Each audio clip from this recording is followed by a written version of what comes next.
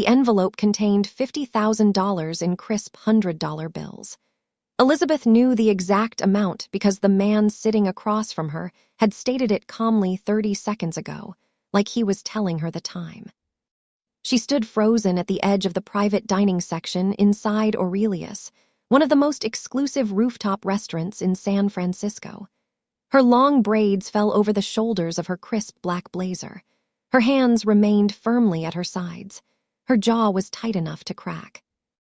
Dongjun sat before her with the kind of stillness that only truly powerful men possess. He was Korean, early 30s, and wearing a tailored charcoal suit that probably cost more than everything Elizabeth owned combined. His black tie was perfectly knotted.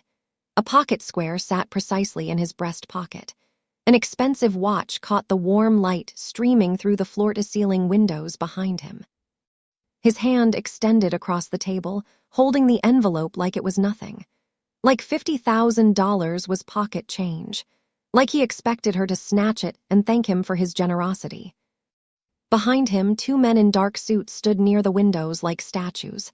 Their eyes scanned the room constantly, missing nothing. They weren't waiters. They weren't guests. They were guards, protectors, soldiers in expensive fabric. The entire restaurant seemed to hold its breath. Elizabeth looked down at the money, then back at Dongjun. Her expression was serious, conflicted, unreadable. She didn't reach for it. "No," she said quietly. The word hung in the air like smoke. Dongjun's eyebrows lifted by exactly 1 millimeter.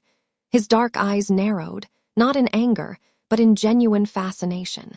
He tilted his head slightly, studying her like she was a rare painting he'd never seen before. "No," he repeated. Elizabeth kept her voice steady even though her heart was pounding against her ribs. "I can't accept this. I just brought you your meal and refilled your water. That's my job. This isn't a tip. This is something else, and I don't want any part of it." Dongjun leaned back in his chair. A ghost of a smile touched his lips, but it didn't reach his eyes. Those eyes remained fixed on her, calculating, measuring, intrigued. "Do you know who I am?" he asked. Elizabeth swallowed. She had heard whispers in the kitchen. She had seen how the manager practically bowed when this man walked in.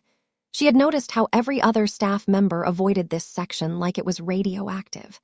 She knew exactly who he was, or at least she knew enough to understand that refusing him was either the bravest or the stupidest thing she had ever done. "It doesn't matter who you are," Elizabeth said. "My answer is still no." For a long moment, Dongjun simply stared at her. The silence between them was thick enough to touch. His guards shifted uncomfortably behind him, clearly unused to seeing anyone speak to their boss this way. Then Dongjun did something unexpected. He laughed. It wasn't a loud laugh. It was soft, almost private, like she had told him a joke that only he understood. He placed the envelope on the table, picked up his glass of whiskey, and took a slow sip. "In my entire life," he said carefully, "no one has ever refused me. Not my enemies, not my allies, not the politicians who take my calls at midnight, not the businessmen who line up outside my office begging for 5 minutes of my time." He set the glass down and looked at her again. "And now a waitress in a black blazer is looking at me like my money is worthless." Elizabeth felt her cheeks flush with heat, but she refused to look away. "It's not worthless. I just didn't earn it." Dongjun's eyes flickered with something she couldn't identify. Respect, maybe, or curiosity, or something far more dangerous. He stood from his chair slowly, buttoning his jacket with precise movements. He was tall, over 6 feet, and carried himself with the easy confidence of someone who had never been afraid of anything in his life. "Come with me," he said. "I need to speak with you privately." Elizabeth's stomach dropped. "I'm working."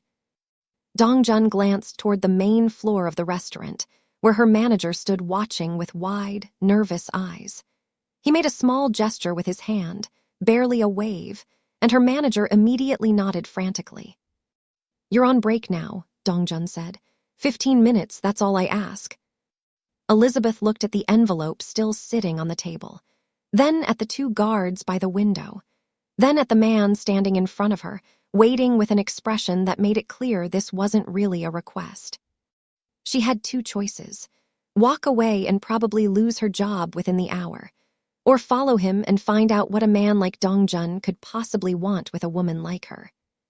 She thought about her grandmother's voice in her head, the woman who raised her after her parents were gone. Her grandmother always said the same thing: "Never take money you didn't earn, Elizabeth. It always comes with chains." But her grandmother never said anything about refusing to listen.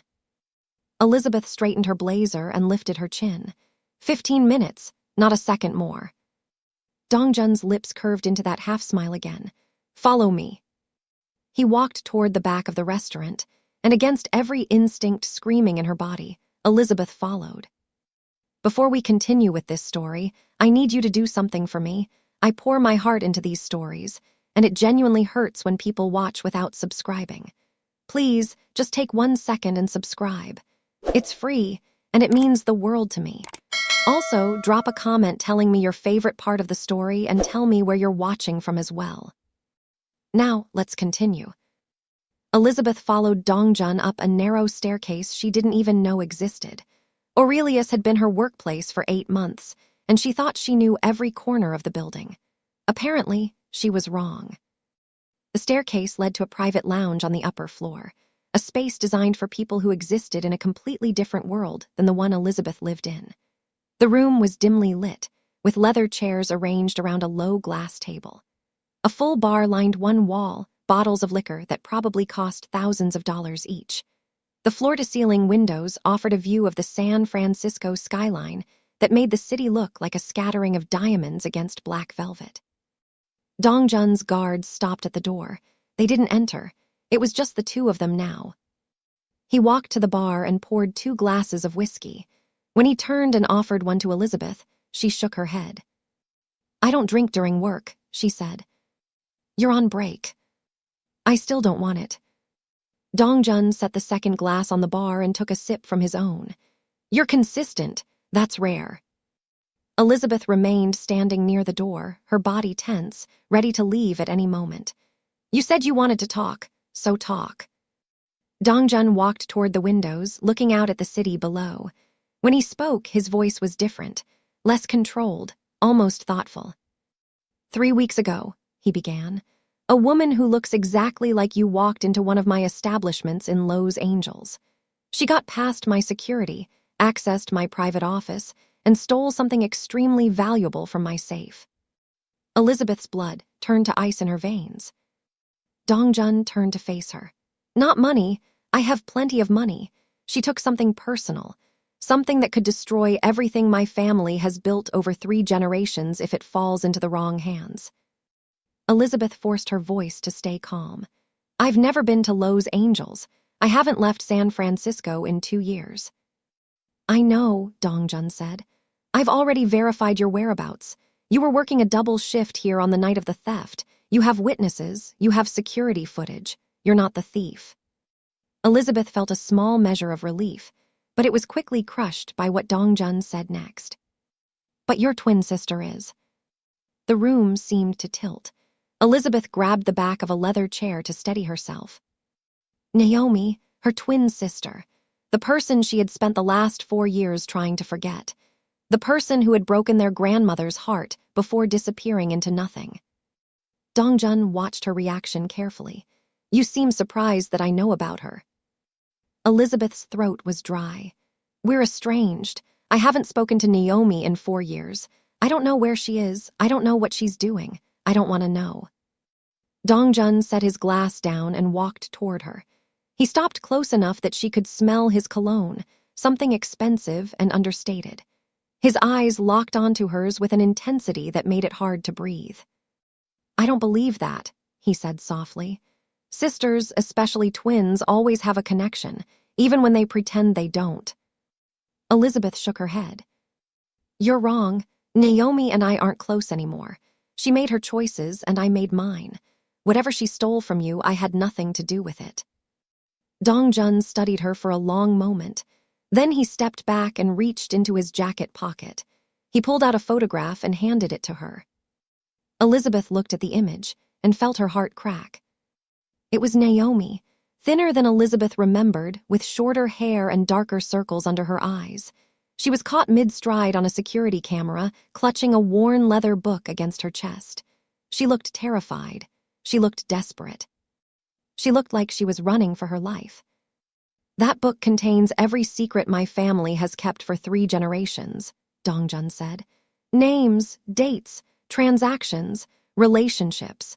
If that ledger gets leaked to the wrong people, my entire organization will collapse. People I care about will be destroyed. Some of them might not survive." Elizabeth couldn't take her eyes off the photograph. "What do you want from me?" Dongjun took the photograph back and tucked it into his pocket. "I want you to help me find her." Elizabeth looked up sharply. "No. You haven't heard my offer yet." "I don't need to hear it. I told you I don't talk to Naomi. I don't know where she is. And even if I did, I wouldn't hand my sister over to someone like you." Dongjun's expression didn't change, but something flickered in his eyes. "Someone like me." Elizabeth lifted her chin. "You know what I mean." For a moment, the tension in the room was suffocating. Dongjun looked at her with an expression she couldn't read, something between anger and admiration, frustration and respect. Then he spoke quietly. "I'm not going to hurt your sister, Elizabeth. I just want my property back, and I'm willing to pay handsomely for your cooperation." He reached into his jacket again, this time pulling out a small folder. He opened it and showed her the contents. Elizabeth's eyes widened. Inside was a detailed report about her life, her education at UC Berkeley, her degree in architecture, the firm she had joined after graduation, the financial scandal that destroyed the firm and blacklisted everyone associated with it, her 3 jobs, her tutoring side hustle, her weekend work at the boutique in Nob Hill, her savings account balance, her dream of opening her own design consultancy. "You've been researching me," she said flatly. "I research everyone," Dongjun replied. "But you're more interesting than most. Top of your class at Berkeley. Brilliant design portfolio. Glowing recommendations from every professor who taught you. And then your career was destroyed by something that wasn't your fault. You've spent 2 years rebuilding from nothing while the people who actually committed the fraud walked away with golden parachutes." Elizabeth felt exposed, violated, like he had peeled back her skin and examined everything underneath. "Here's my offer," Dongjun continued. "Help me find Naomi and recover my ledger. In return, I will fully fund your architecture consultancy. I will personally guarantee your first contract, a development project worth $2 million. And I will use my connections to have your name removed from every blacklist in the industry." Elizabeth stared at him. "That's not possible." "Everything is possible when you know the right people." She shook her head slowly. "This is insane. You're asking me to betray my sister for money and career advancement." Dongjun stepped closer. "I'm asking you to help me retrieve something that belongs to me. What happens to your sister afterward is between you and her. I give you my word that she will not be harmed. But I need that ledger back, Elizabeth, and you're the only person who can help me get it." Elizabeth looked into his eyes, searching for any sign of deception. She found none. He was telling the truth, or at least he believed he was. But that didn't mean she could trust him. "Why me?" she asked. "You have resources, you have people. Why do you need a waitress to find your missing book?" Dongjun's jaw tightened. "Because your sister is smart, smarter than anyone I've ever dealt with. She's avoided every trap I've set. She's disappeared from every radar. My best people have spent 3 weeks searching and found nothing. But there's one thing they can't replicate." He paused. "Naomi still loves you. She'll come out of hiding if you reach out to her. I'm certain of it." Elizabeth felt something twist in her chest. Love. Did Naomi still love her? After 4 years of silence? After everything that happened? She thought about the last time she saw her sister. The screaming, the tears, the broken vase on their grandmother's floor, the door slamming, the silence that followed. She thought about all the nights she had wondered where Naomi was, whether she was safe, whether she was alive. And now she had an answer. Naomi was alive. Naomi was in trouble. And Naomi was carrying something that made one of the most powerful men in California desperate enough to negotiate with a waitress. Elizabeth made a decision. "I need to think about it," she said. Dongjun nodded slowly. "I'll give you 24 hours. After that, my offer expires." He pulled a business card from his pocket and handed it to her. It was matte black with silver lettering, just his name and a phone number. "Call me when you decide," he said. Elizabeth took the card and walked toward the door. She paused with her hand on the handle and looked back at him. "If I do this," she said, "and I'm not saying I will, but if I do, I have conditions." Dongjun inclined his head. "I'm listening." "No one touches Naomi. Not your guards, not your people. No one. When we find her, I talk to her alone first. And when this is over, I walk away clean. No strings, no debts, no follow-up visits." Dongjun considered her words. Then he nodded. "Agreed." Elizabeth opened the door and stepped into the hallway. The guards watched her pass, their expressions blank. She walked down the stairs, through the restaurant, and out into the cool San Francisco night. Her hands were shaking. Her mind was spinning. But one thing was clear. Her simple, carefully controlled life had just become very complicated. Elizabeth returned to her small apartment in Oakland just after midnight. The space was barely 500 square feet, but she had made it her own. Architecture books lined the shelves. Sketches and blueprints covered the walls. A framed photograph of her grandmother sat on the nightstand, the only decoration that wasn't related to her work. She sat on her bed and stared at Dongjun's business card for a long time. Her phone buzzed with a text from her coworker asking if she was okay, saying the manager had been freaking out after she disappeared with the VIP guest. Elizabeth typed a quick response saying everything was fine and she would explain tomorrow. But everything was not fine. She opened her contacts and scrolled until she found a name she hadn't looked at in years. It was saved under Do Not Answer, and the phone number attached to it was probably disconnected by now. Naomi. They were identical twins, born 7 minutes apart in a hospital in Oakland. For the first 18 years of their lives, they had been inseparable. They finished each other's sentences. They wore matching outfits until they were 12. They shared secrets that no one else would ever know. And then everything fell apart. Their parents died when they were 10. A car accident on a rainy highway. After that, their grandmother raised them in a small house in East Oakland, stretching her pension to make sure they had everything they needed. Elizabeth thrived. She threw herself into school, earned scholarships, and made their grandmother proud. She graduated from UC Berkeley with honors and got a job at a prestigious architecture firm before she was 23. Naomi went a different direction. She dropped out of community college. She started hanging around with people their grandmother didn't approve of. She borrowed money she never paid back. She lied constantly about where she was, who she was with, what she was doing. The final break came 4 years ago, when Elizabeth discovered that Naomi had stolen $8,000 from their grandmother's savings account. It was money their grandmother had set aside for her own medical expenses, for emergencies, for the final years of her life. Naomi had blown it all in 6 weeks on drugs, gambling, and a boyfriend, who disappeared the moment the money ran out. Elizabeth confronted her. Naomi denied everything. They screamed at each other in their grandmother's living room until a vase fell and shattered on the floor. Naomi left that night and never came back. Their grandmother died 2 years later, alone in a hospital bed. Elizabeth had been by her side. Naomi didn't even show up for the funeral. And now, 4 years after that terrible night, Elizabeth was holding a business card from a man who wanted her to find her sister and deliver her like a package. She set the card on her nightstand and lay back on her bed, staring at the ceiling. What had Naomi got herself into? How had she ended up stealing from someone like Dongjun? And what was in that ledger that made it worth dying for? Because Elizabeth had seen the photograph. She had seen the look in Naomi's eyes. Her sister wasn't just running, she was terrified. At 3 a.m., after hours of lying awake, Elizabeth made a decision.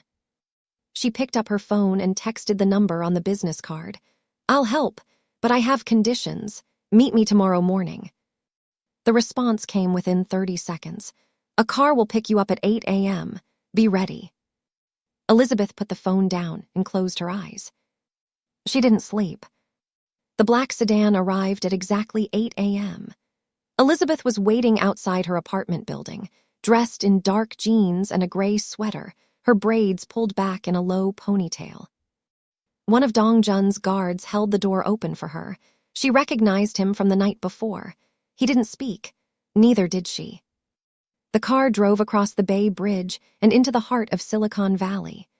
Elizabeth watched the landscape change from the urban sprawl of Oakland to the sleek, modern towers of Palo Alto.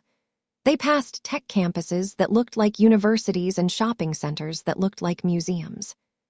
Finally, the car stopped in front of a glass high-rise that seemed to touch the clouds. Elizabeth was escorted through a private entrance, up a private elevator, and into a private office on the top floor. Dong Jun was waiting for her. He stood behind a black desk made of polished wood and steel, dressed in a navy suit with a white shirt and no tie. The casual look should have made him seem more approachable, but somehow it only emphasized how powerful he was, like he didn't need to dress up to prove anything. "You came," he said. "You gave me 24 hours. It's been 12. Dong Jun smiled slightly. "I had a feeling you wouldn't wait that long." He gestured toward a chair in front of his desk. Elizabeth sat down, keeping her posture straight and her expression neutral. "I've thought about your offer," she said, "and I have additional conditions." Dong Jun leaned back against the edge of his desk, crossing his arms. "I'm listening." Elizabeth took a breath. "First, I won't be involved in anything illegal. I'm not going to help you hurt people, move money, or break any laws. If that's part of the deal, I'm walking out right now." Dong Jun nodded. "That's fair, continue." "Second, when we find Naomi, your people stay back. I talk to her first. Alone.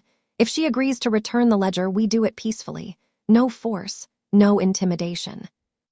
"Agreed." "Third, once the ledger is recovered, I walk away. Completely. No surveillance. No random visits. No phone calls at midnight. Our arrangement ends and we never see each other again." Dong Jun was quiet for a moment. His eyes studied her face with that same intensity she had felt the night before, like he was trying to read her thoughts.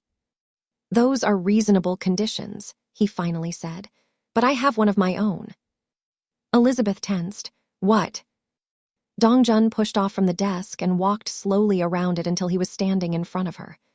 "Until the ledger is recovered, you work directly with me. Not my guards, not my assistants. Me. I need to understand how your sister thinks, how she moves, how she hides. And the only way to do that is to spend time with you." Elizabeth frowned. "That sounds like a full-time job." "It is," Dong Jun said. "Quit your other jobs today." Elizabeth almost laughed. "You're not serious." "I'm completely serious. I'll pay you triple your combined income from all 3 jobs, weekly, starting immediately." He walked back to his desk, opened a drawer, and pulled out a black credit card. He slid it across the surface toward her. Elizabeth looked at the card. Her name was already printed on it in silver letters. This man had been so confident she would say yes that he'd already had it made. She should have been offended. She should have stood up and walked out. Instead, she found herself reaching for the card.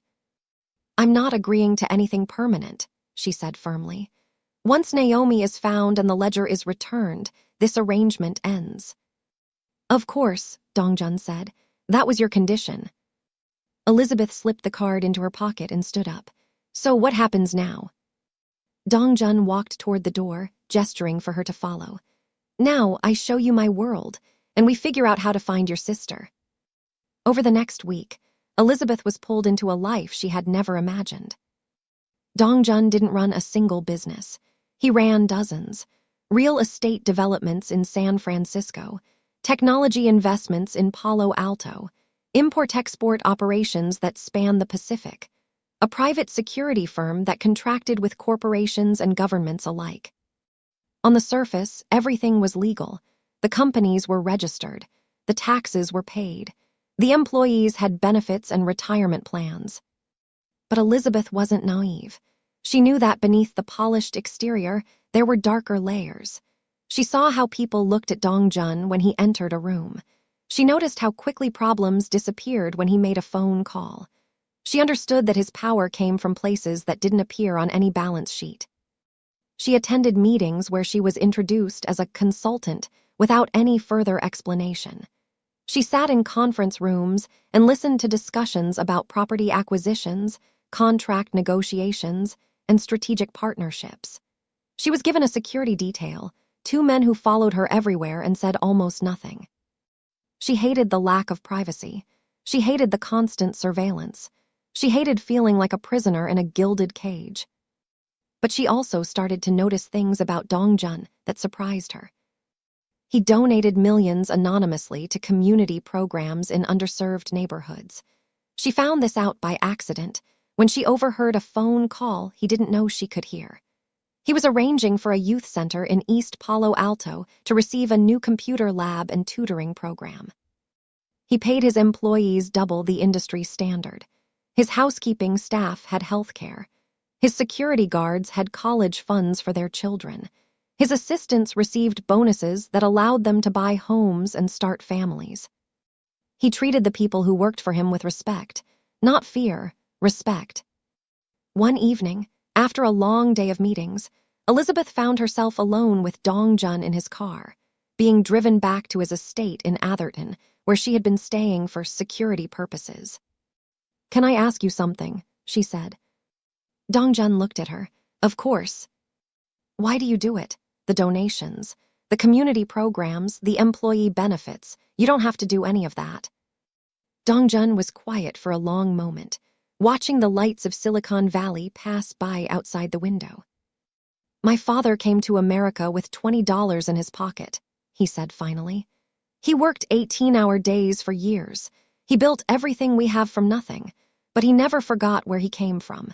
He always said that power means nothing if you don't use it to protect the people who depend on you." Elizabeth studied his profile. In the dim light of the car, he looked younger, more vulnerable. "Is that why you need the ledger back so badly?" she asked. "To protect your people?" Dong Jun turned to face her. His eyes were serious. "If that ledger gets into the wrong hands, it won't just destroy my organization. It will destroy the lives of hundreds of people who have done nothing wrong. Families will lose their incomes. Children will lose their futures. Some of my people have enemies who would kill them if their identities were exposed." Elizabeth felt the weight of his words settle over her. "I'm not asking you to understand my world," Dong Jun continued. "I'm not even asking you to approve of it, but I need you to believe that I'm not the villain in this story." Elizabeth wanted to argue. She wanted to remind him that his family had built their empire on things that most people would consider criminal. She wanted to maintain the distance she had carefully constructed between them. But looking at him now, she found it harder than she expected. "I believe you," she said quietly. Dong Jun held her gaze for a moment longer. Then he turned back to the window, and they drove the rest of the way in silence. Elizabeth had been working on finding Naomi for 10 days without success. Dong Jun's people had already tried all the obvious methods. They had traced her phone, which had been destroyed within hours of the theft. They had searched her last known address, an apartment in Los Angeles that had been cleaned out completely. They had tracked her bank accounts, which had been emptied and closed. Naomi had disappeared like smoke. But Elizabeth knew her sister in ways that no investigator could. She knew the little habits, the secret codes, the childhood memories that shaped who Naomi became. One night, Elizabeth remembered something. When they were teenagers, she and Naomi had shared a private social media account under a fake name. It was a place where they posted inside jokes and coded messages that no one else could understand. Elizabeth logged into the account for the first time in years. It was still active. She posted a single message. "I found Grandma's peach cobbler recipe. Want to make it together?" It was a code they had used as children. A signal that meant, "I need to talk to you. It's important." Then she waited. 3 days later, her phone rang. The caller ID showed an unknown number. Elizabeth answered with her heart pounding. "Hello." There was a pause, then a voice she hadn't heard in 4 years. "Lizzie." Elizabeth's throat tightened. "Naomi." Her sister's voice was tired, rough, nothing like the bright energy Elizabeth remembered from their childhood. "Why are you reaching out now, after all this time?" Elizabeth gripped the phone tighter. "I know you're in trouble, I know what you stole, and I know there's a very powerful man looking for you." Silence on the other end.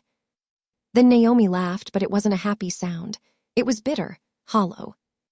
"He found you," Naomi said. "Of course he did. I should have known he would use you to get to me." "He didn't use me," Elizabeth said. "I agreed to help him." "You what?" Naomi's voice sharpened. "Lizzie, you don't know what you're dealing with. This isn't some business dispute. These people are dangerous." "I know exactly what I'm dealing with," Elizabeth replied. "And I need you to tell me what's really going on. Why did you steal from him, Naomi? What's in that ledger?" Another long silence. When Naomi spoke again, her voice was barely above a whisper. "I didn't steal anything, Lizzie. I took what was already ours." Elizabeth's heart stopped. "What are you talking about?" Naomi took a shaky breath. "That ledger doesn't just contain Dongjun's secrets. It contains proof of what his family did to ours, to Mom and Dad." Elizabeth felt the room spin around her. Mom and Dad died in a car accident. What does that have to do with anything? "It wasn't an accident," Naomi said. "They were killed, murdered, and the man who ordered it was Dongjun's grandfather." Elizabeth couldn't speak, couldn't move, couldn't breathe. "The ledger has everything," Naomi continued, her voice cracking. "Names, dates, a written confession. Dad worked for their organization, Lizzie. He was an accountant. He helped them move money for years. But when he tried to get out, when he tried to protect us, they killed him. And Mom was just collateral damage." Elizabeth felt tears streaming down her face. "That's not possible. You're lying." "I wish I was," Naomi said. "I spent 3 years digging into this. I found the ledger by accident when I was looking for something else. And once I saw what was inside, I knew I couldn't let them bury it." Elizabeth's mind was racing. Her father. Her quiet, gentle father who read her bedtime stories and taught her to draw. He had worked for criminals. He had been murdered by them.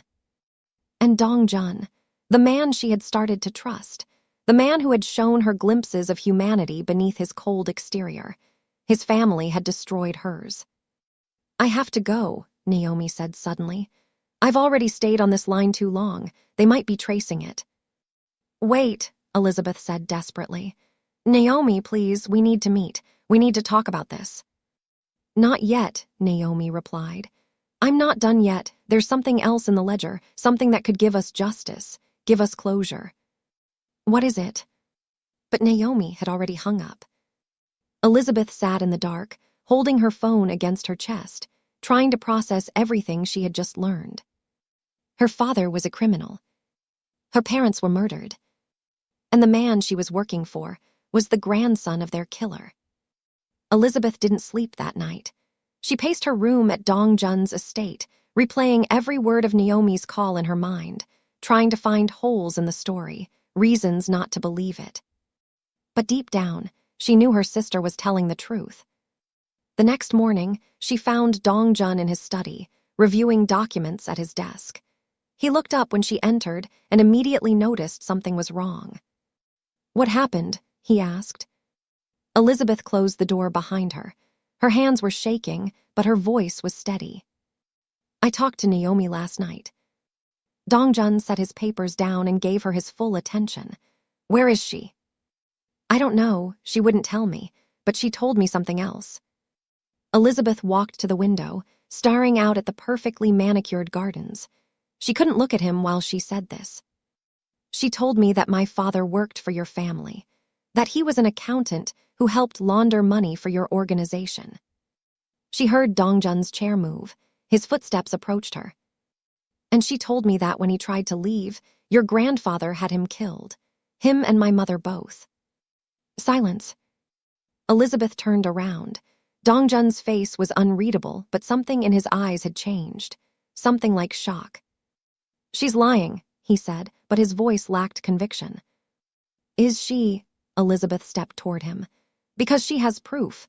A written confession from your grandfather. It's in the ledger, Dongjun. That's why she took it." Dongjun's jaw tightened. He turned away from her and walked to his desk, gripping the edge with both hands. "I didn't know," he said quietly. "Didn't know what? That your family murdered innocent people. That your empire is built on blood." He spun around, his eyes flashing. "I didn't know about your parents. I was a child when my grandfather ran this organization. By the time I took over, he was already dead. I've spent the last 10 years trying to clean up the messes he left behind." Elizabeth shook her head. "That doesn't change what happened. That doesn't bring my parents back." They stood facing each other, the air between them charged with anger and pain, and something neither of them wanted to name. Finally, Dongjun spoke. "If what your sister says is true, then I need to see the evidence. I need to know what my grandfather did, not to protect myself, to make it right." Elizabeth studied his face, searching for any sign of deception. What she found instead was anguish, real, raw anguish. "You really didn't know," she said slowly. "No," Dongjun replied. "I didn't." Elizabeth felt some of her anger drain away, replaced by something more complicated. She had spent the whole night convincing herself that Dongjun was her enemy, but looking at him now, she saw someone who was just as trapped by his family's legacy as she was. "I need to find Naomi," Elizabeth said. "She has the proof, and she has answers I need." Dongjun nodded. "Then we find her together." 2 weeks later, Elizabeth received another message from Naomi. This time it was a location, a warehouse in East Los Angeles, a time 3 days from now. Elizabeth told Dongjun everything. They agreed that his people would stay back, hidden, ready to intervene only if something went wrong. Elizabeth would go in alone and talk to her sister. But when Elizabeth arrived at the warehouse, something felt wrong. The building was old and covered in graffiti, sitting in an industrial neighborhood that had seen better days. The doors were unlocked. The lights inside flickered. Elizabeth walked through the entrance, her heart pounding. "Naomi," she called out, "I'm here, it's me." For a long moment, nothing happened. Then Naomi stepped out of the shadows. She looked terrible, thinner than Elizabeth remembered, dark circles under her eyes. Her clothes were wrinkled, her hair was a mess, and she clutched the worn leather ledger against her chest like it was a lifeline. "Lizzie," Naomi breathed, "you actually came." Elizabeth walked toward her sister. "Of course I came. I've been trying to find you for weeks." They embraced, holding each other tightly. Elizabeth felt tears streaming down her face. Despite everything that had happened between them, this was still her sister, her twin, the other half of herself. "I'm so sorry," Naomi whispered. "For everything. For stealing from Grandma, for disappearing, for leaving you alone." Elizabeth pulled back and looked at her sister's face. "We can talk about all of that later. Right now, I need to understand what's happening. What's in that ledger that's worth dying for?" Naomi handed her the book. Elizabeth opened it carefully and began to read. The pages were filled with handwritten notes, dates, names, transaction records. It was a detailed history of the Kang family's operations going back decades. And near the back, she found what Naomi had described. A confession. Written in an old man's shaky handwriting, it described the murder of James and Patricia Moore, Elizabeth's parents. It explained that James had been an accountant for the organization for 15 years, but when he tried to leave with evidence that could expose the family, the decision was made to eliminate him. His wife was unfortunate collateral, the confession read, but necessary. Elizabeth felt sick. "There's more," Naomi said. "Dad didn't just try to leave, he tried to protect us. He had been secretly moving money into an offshore account for years. Money he was going to use to disappear with us, to start a new life somewhere safe." Elizabeth looked up. "How much money?" $15 million. It's still there. Dad left instructions for accessing it, but they were hidden in our grandmother's house. I found them after she died. Elizabeth's mind was spinning. $15 million, enough to change their lives completely, enough to give them the fresh start their father had wanted for them. "Why didn't you tell me?" Elizabeth demanded. "When you found out about all this, why did you run away instead of coming to me?" Naomi's eyes filled with tears. "Because I was trying to protect you. The moment I started digging, I knew I was putting myself in danger. I didn't want you anywhere near this. I thought if I could just get the ledger, expose the truth, and disappear, you would be safe." Elizabeth grabbed her sister's hands. "We're in this together now. Whatever happens, we face it together." Before Naomi could respond, the warehouse doors burst open. Dongjun's men poured in, weapons drawn, surrounding them within seconds. And Dongjun walked in behind them, his face a mask of cold fury. Elizabeth's heart dropped. "You followed me." "I had no choice," Dongjun said, his voice flat. "You weren't answering your phone. I thought something had happened to you." He turned his gaze to Naomi, who clutched the ledger tighter. "Give me the book," he said. Naomi shook her head. "Not until the world sees what's inside." Dongjun stepped closer. "If that ledger goes public, hundreds of people will suffer. People who had nothing to do with my grandfather's crimes. People who depend on me for their livelihoods." "And what about my parents?" Naomi shot back. "Who suffers for them?" Elizabeth stepped between them. "Enough, both of you." She turned to Dongjun. "You said you wanted to make things right. Here's your chance. Let me take the ledger. Let me decide what happens to it." Dongjun's eyes bore into hers. "You're asking me to trust you with the power to destroy everything I've built." "Yes," Elizabeth said, "I am." The tension in the warehouse was suffocating. Dongjun's men stood ready, waiting for orders. Naomi stood behind Elizabeth, trembling. Finally, Dongjun raised his hand. His men lowered their weapons. "Take it," he said quietly. "But whatever you decide, I need to know first, before it goes anywhere else." Elizabeth nodded. She took the ledger from Naomi's hands and held it against her chest. For better or worse, the truth was now in her hands. Elizabeth spent 3 days reading every page of the ledger. She cross-referenced names with public records. She verified dates with newspaper archives. She traced the money trails and confirmed the existence of the offshore account. Everything Naomi said was true. Their father had worked for the Kang organization. He had tried to leave, and he had been murdered for it, along with their mother. But the ledger contained something else, something Naomi hadn't mentioned. Elizabeth's father hadn't just been an accountant. He had been gathering evidence against the organization for years. He had been working with a federal prosecutor, secretly building a case that would have brought down the entire empire. He hadn't been running away. He had been trying to do the right thing. And he had died for it. Elizabeth brought this information to Dongjun at his estate. She laid the ledger on his desk and told him everything. Dongjun read the pages in silence. When he finished, he looked like a man who had just watched his world collapse. "My grandfather wasn't just a criminal," he said quietly. "He was a murderer." "Yes," Elizabeth replied. Dongjun stood and walked to the window. "There are men still in my organization who were loyal to my grandfather. Men who knew about this and kept it hidden from me. They let me believe I was leading something honorable when the foundation was built on blood." Elizabeth watched him carefully. "What are you going to do?" Dongjun turned to face her. His eyes were hard with resolve. "I'm going to clean house," he said. "Every person who knew about your parents' murder and said nothing. Every loyalist who protected my grandfather's legacy.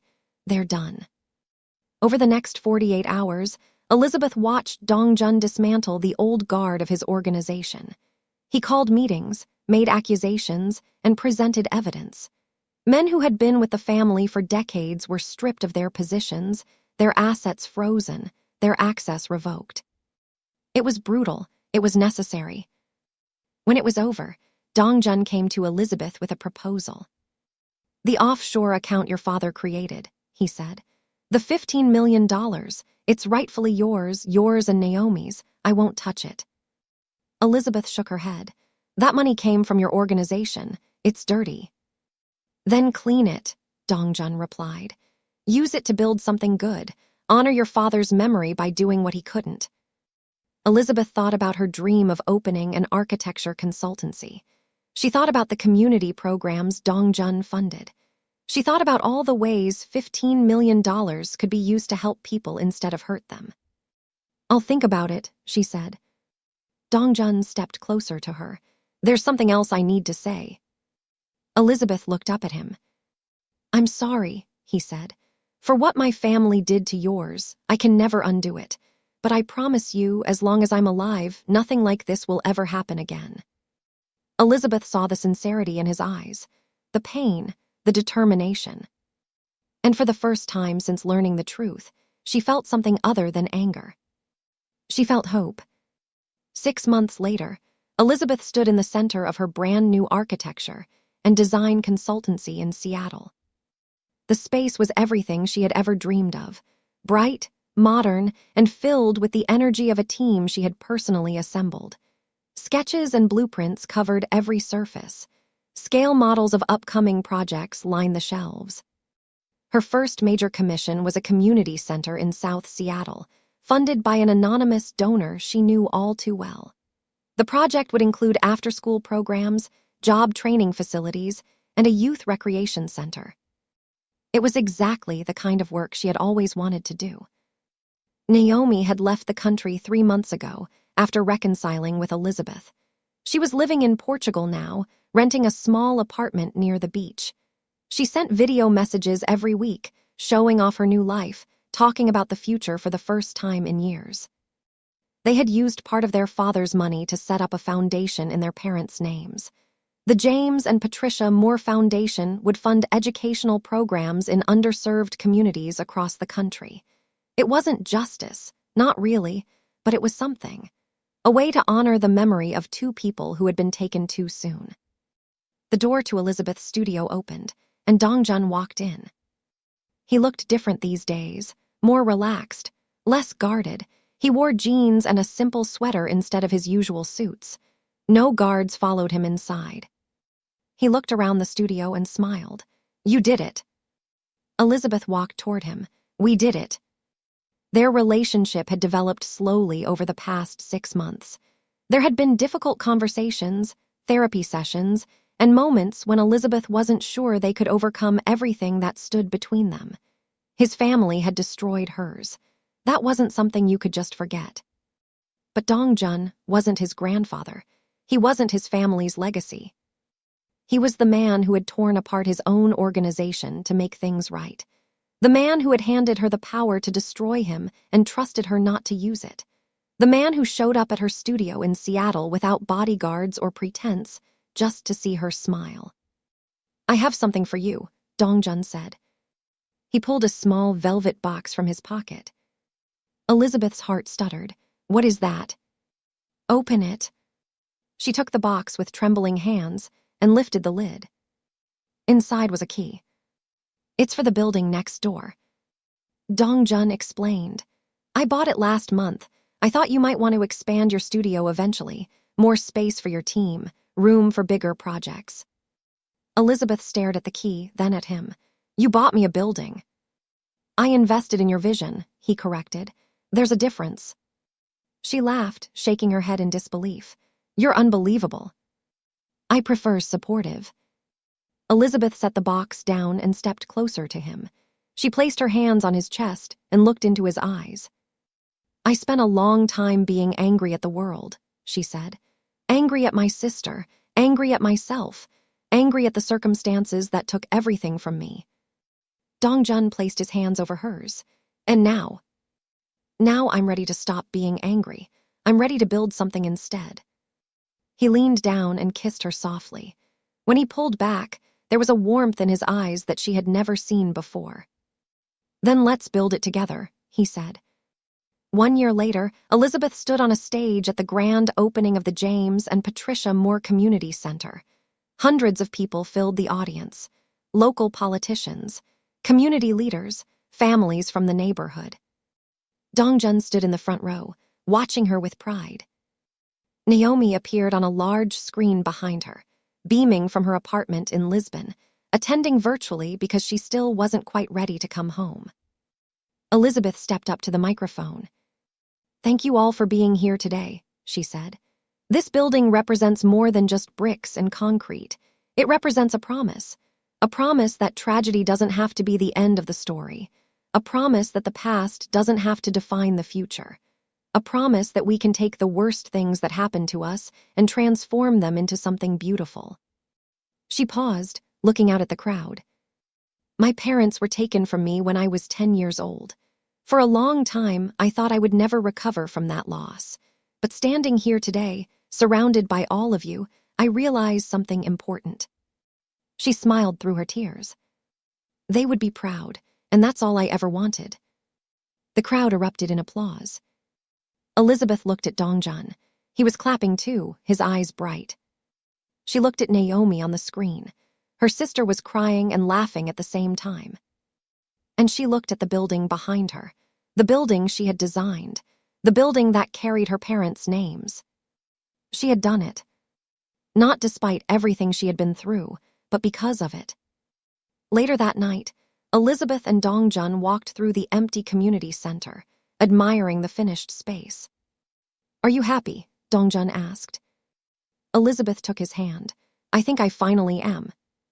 They stopped in front of a large window that looked out over the Seattle skyline.